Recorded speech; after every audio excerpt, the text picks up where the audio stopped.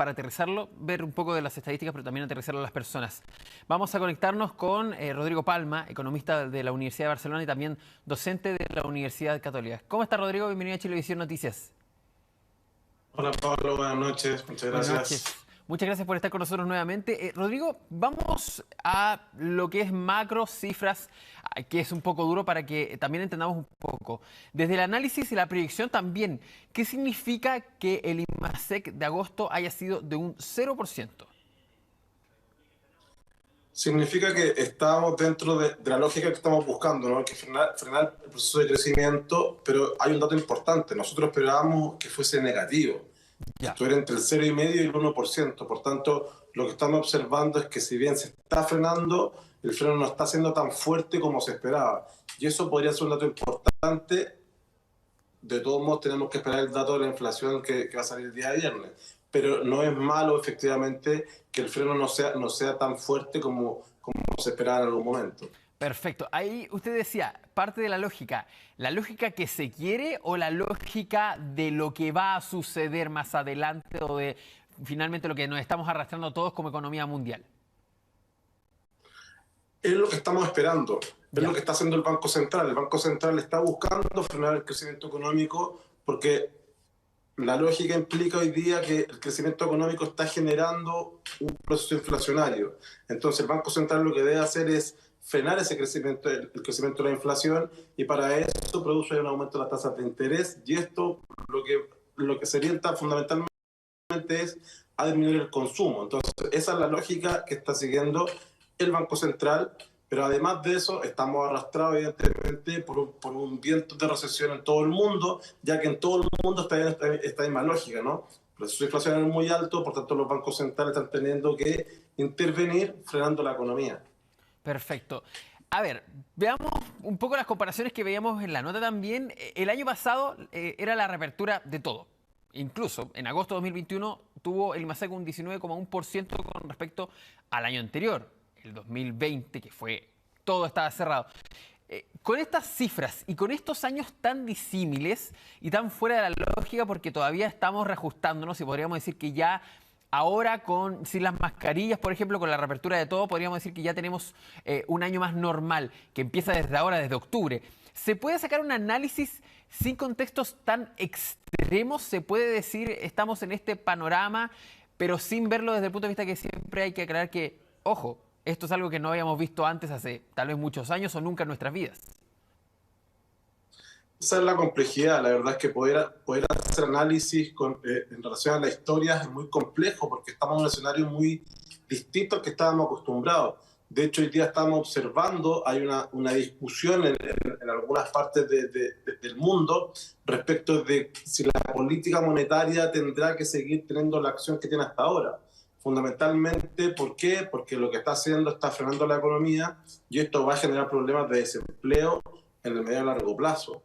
Entonces, pero esta discusión es bien interesante porque viene un poco a contraposición de lo que nosotros veníamos analizando anteriormente. Anteriormente decíamos inflación, política monetaria inmediatamente. ¿Y a qué se debe esta discusión? Fundamentalmente a lo que planteabas tú, es que estamos en un escenario absolutamente distinto al que nosotros estamos acostumbrados, donde tenemos un shock de oferta importante. Además, en Chile particularmente hemos tenido un shock de demanda que nos tiene en el proceso inflacionario. Entonces, la forma de enfrentar este problema, aún no existe un acuerdo de cómo debe ser. Ahora, si queremos plantearnos hacia adelante, tenemos que ir revisando un poco este proceso de normalización. Lo que nosotros tenemos que esperar hoy día es que ojalá se normalicen los procesos productivos a nivel mundial, porque de esa manera se va a empezar a producir este equilibrio que necesitamos entre oferta y demanda, que es lo que precisamente señalaba el ministro, ¿no? Que está un poco desequilibrado y el proceso de ajuste lo que busca es el equilibrio. En este caso tenemos una oferta que no está dando abasto con la demanda. Entonces, ¿qué es lo que busca el Banco Central? Busca fundamentalmente frenar la demanda para que se produzca este equilibrio.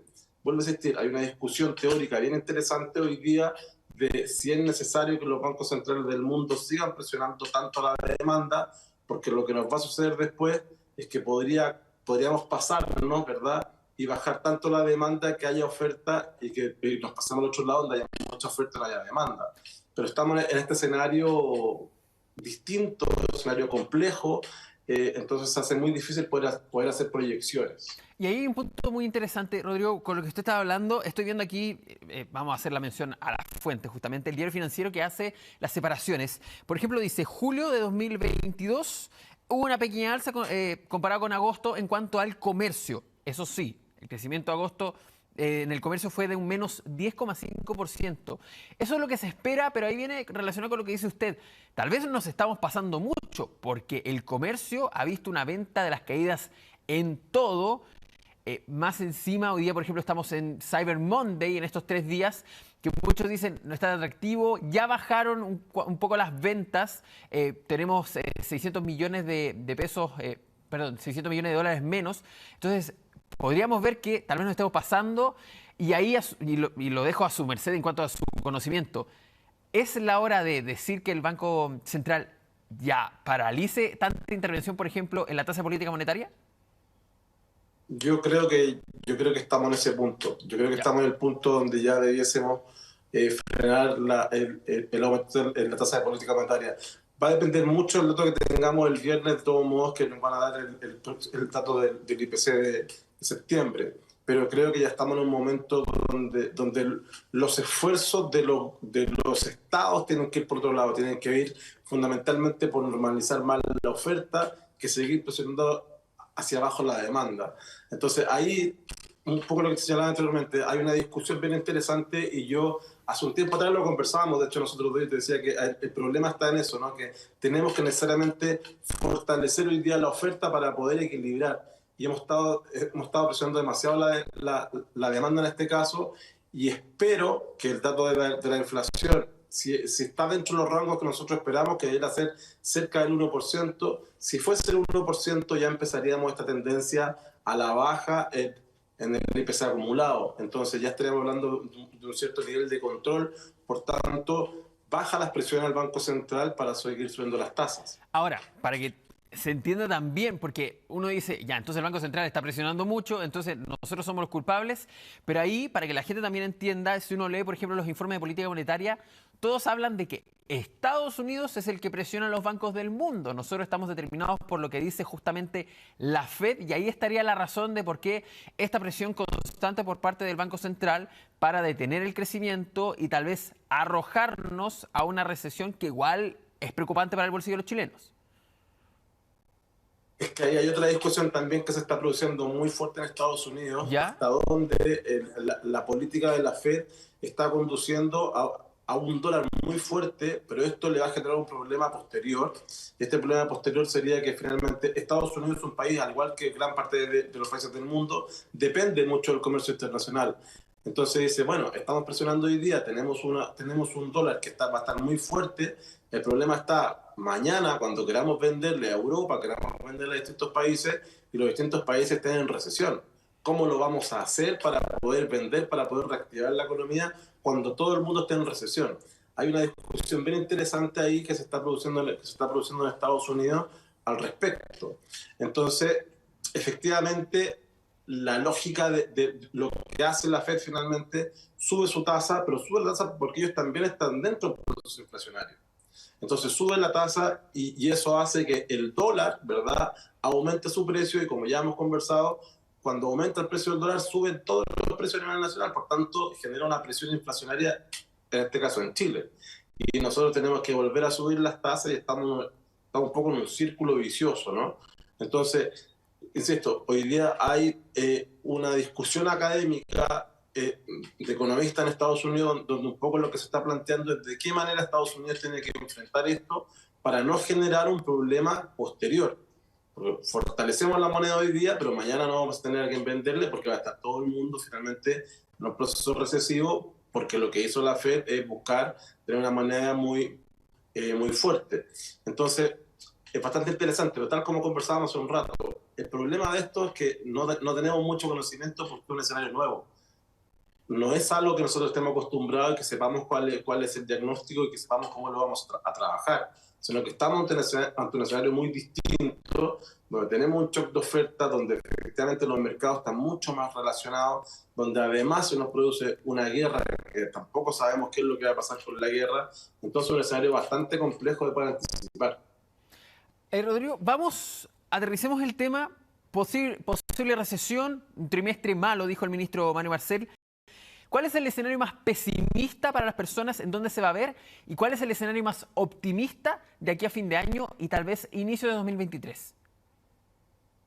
El escenario más optimista es que el freno no sea tan fuerte, un poco lo que pasó en agosto, que no sea tan fuerte el freno. Para que nos hagamos una idea, las proyecciones de crecimiento para el año 2022 están entre un 2 y un 2,5%. El Hacienda indica que va a ser un 2,2%. Entonces, por ahí está el rango. Si tuviésemos que ver un escenario optimista, podríamos decir que el freno no sea tan potente y que pudiéramos crecer un poquito más y que esto además fuese acompañado de una inflación que vaya creciendo cada vez menos. Entonces, ¿eso qué es lo que implicaría? Que el Banco Central tiene muchas menos presiones para seguir subiendo las tasas, ¿verdad? Y de esa manera frenamos mucho menos la economía.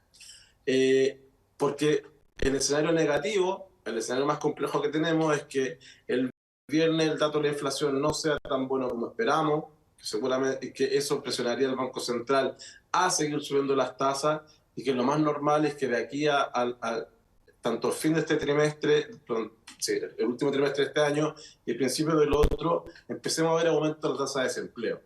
Y ahí donde yo creo que se va a poner un tanto complejo el panorama fundamentalmente para las familias que tienen menos recursos, porque son además aquellas personas que quedan más abiertas a los cambios en el mundo laboral. Exactamente. Ahora, también, y lo habíamos hablado en veces anteriores, esto del mayor desempleo se ha ido atrasando. El peor escenario se ha ido atrasando para Chile. Lo hemos podido sortear hasta el momento y tal vez lo acortemos, no lo logremos sortear completamente, pero tal vez lo acortemos hacia el futuro, ¿no es así?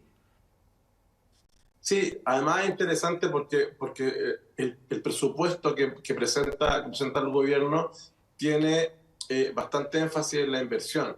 Y la inversión en infraestructura fundamentalmente genera bastante empleo. Por tanto, de esa manera está atacando esa vía, que es lo más normal que se empezara a producir, insisto, a partir del último trimestre de este año y principios del próximo. Entonces, en ese sentido, el gobierno está previendo una situación que podría tornarse dañina para la sociedad para principios del próximo año. Y muy cortito porque se nos acaba el tiempo. Esa era básicamente una de las tantas oportunidades que se le pedía a las autoridades de tomar la rienda en cuanto a sortear esto de la alta inflación, del poco crecimiento, de activar la economía. Ahí está la gran oportunidad del gobierno, por ejemplo, del próximo año.